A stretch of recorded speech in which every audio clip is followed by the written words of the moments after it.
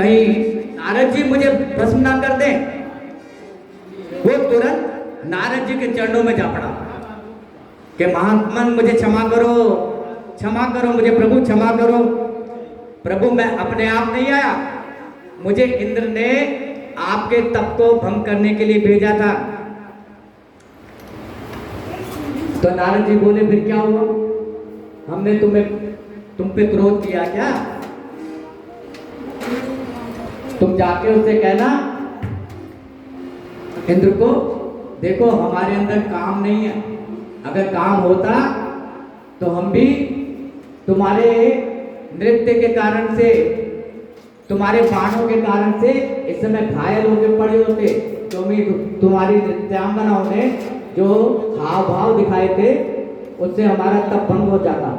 तो हमारे अंदर काम नहीं है। कामदेव जैसे जाने लगा, सुनो सुनो,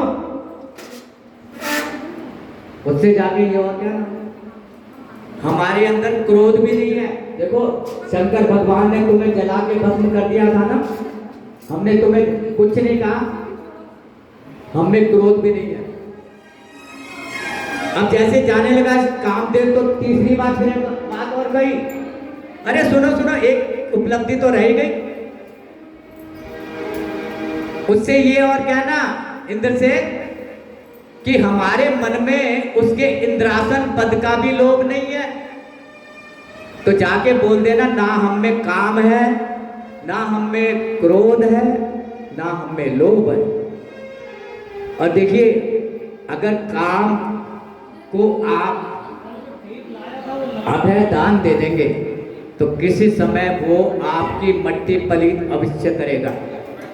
तभी अर्जुन को भगवान श्री कृष्ण ने कहा कि अर्जुन, ये काम रजोगुण से उत्पन्न होता है और ये काम इतना खाने वाला है कि खाते खाते कभी ना अघाने वाला है। इसलिए इस काम को तू बलपूर्वक मार डाल, जिंदा मत छोड़, नहीं तो जब भी कभी ये उभरेगा तो अपना प्रभाव दिखाए बिना नहीं रहेगा। अब नारद जी ने सोचा, भैया हमने काम को जीत लिया, क्रोध को जीत लिया, लोभ को जीत लिया, लेकिन एक और विभूति ने इसको जीता, वो कौन है? तो ध्यान है, अरे वो शंकर भगवान, उन्होंने जीता काम को। तो कहने लगे उन्होंने काम को जीता लेकिन क्रोध को नहीं जीता। हमने तो क्रोध को भी जीत लिया, इसका मतलब हम शिव जी से भी एक पायदान ऊपर हो गए। हमने काम को भी जीत लिया, क्रोध को भी जीत लिया, लोभ को भी जीत लिया। तो जाके शिव जी के पास उन्होंने अपने इस कथा को कहना शुरू कर दिया। और यहाँ पर रामचरित की बजाय गोस्वामी जी लिखते हैं, मार चरित शंकर ही सुनाए, मार चरित शंकर ही सुनाए, अति प्रिय जानी महेश सिखाए, अति प्रिय जानी महेश सिखाए, मार चरित शंकर ही सुनाए, मार चरित शंकर ही सुनाए। जैसे ही शंकर भगवान ने देखा, बहन जरा बातें मत कीजिए, जरा कथा का श्रवण कीजिए, बहन जी जरा कथा का श्रवण कीजिए। मार चरित शंकर ही सुनाए। शंकर जी को जाकर अपनी उपलब्धि बताने लगे नारद जी कि प्रभु आज हमारे सामने आप ही की भांति कामदेव आया, उसने क्या हमारे सामने कैसी कैसी अप्सराएं प्रस्तुत की, उनके क्या हाव भाव थे, कैसे नृत्य थे, कैसे उनके अलंकरण थे, कैसे उनकी देह थी, सबका वर्णन करने लगे। शंकर भगवान जी ने तो सोचा कि नारद जी आए, आज कुछ राम कथा सुनने को मिलेगी, लेकिन राम कथा की बजाय काम कथा कहने लग गए। तो शंकर भगवान ने कहा, देखो नारद, जो कथा तुमने मुझे सुनाई जो कथा तुमने मुझे सुनाई, मैं तुमसे हाथ जोड़ के निवेदन करता हूं, ऐसी कथा किसी और को जाकर नहीं सुनाना। जिमी यह कथा सुनायो मोही, बार बार बिनमो मुनि तोही, तिमि जनी हरे सुनाओ कबू, चलो प्रसंग दुरायो तबू। यदि ये कथा तुम भगवान विष्णु को सुनाओगे तो अच्छा नहीं होगा। वो बोले हम क्यों सुनाएंगे, लेकिन अगर भगवान ही चर्चा छेड़ दे तो बोले अगर भगवान छेड़ भी दे तो छुपा जाना।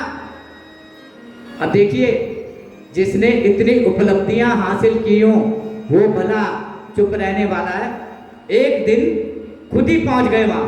एक बार कर तल पर बीना, एक बार कर तल पर बीना, गावत हरि गुण गान प्रवीणा, गावत हरि गुण गान प्रवीणा, क्षीर सिंधु गवने मुनिनाथा, क्षीर सिंधु गवने मुनिनाथा, जावस श्रीनिवास श्रुति माता, जावस श्रीनिवास श्रुति माता, एक बार कर तल पर बीना, एक बार कर तल पर बीना। एक बार बीना को हाथ में लिए नारायण नारायण नारायण नारायण करते हुए क्षीर सागर में नारद जी पहुंच गए। और भगवान भी बड़े कौतुकी, भगवान जहां लेटे रहते थे और लक्ष्मी माता चरण चापती रहती थी, आज भगवान उठ गए और उठ के नारद जी को उन्होंने चरण में नहीं पड़ने दिया। बोले आओ आओ नारद जी, आइए आइए आइए महाराज विराजिए। नारद जी ने सोचा लगता हमारे उपलब्धि का समाचार किसी प्रेस रिपोर्टर ने पहले ही पहुंचा दिया यहाँ, तभी तो भगवान इतना हमारा सम्मान कर रहे हैं। तो भगवान बोले नारद जी, बड़े दिनों में दर्शन दिए आपने, आप रहते कहाँ हैं? बोले प्रभु आप तो यहाँ क्षीर सागर में अपने ससुराल में मजे लूट रहे हैं। माता लक्ष्मी आपके चरण चाप रही हैं, आपके ससुर तरह तरह के फल फ्रूट, तरह तरह के मेवे मिष्ठान आपको लाके देते रहते हैं। आपको क्या पता भूलोक में क्या क्या घटित हो रहा है। प्रभु ने पूछा क्या हो रहा है नारद, हमें भी सुनाओ।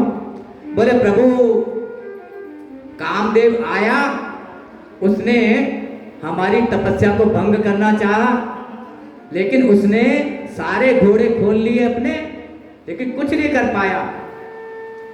तब भगवान बोले हाँ अब तो भैया तुम भी हम जैसे देवताओं के श्रेणी में शामिल हो गए, और आज से तुमरे सुमिरन ते मिटही, मोह मार मद मान। अब तो हमारे नाम लेने की भी जरूरत नहीं है, हमारा भजन करने की भी जरूरत नहीं भक्तों को। अब तो तुम्हारे नाम लेने से ही लोगों के कष्टों का निवारण हो जाएगा।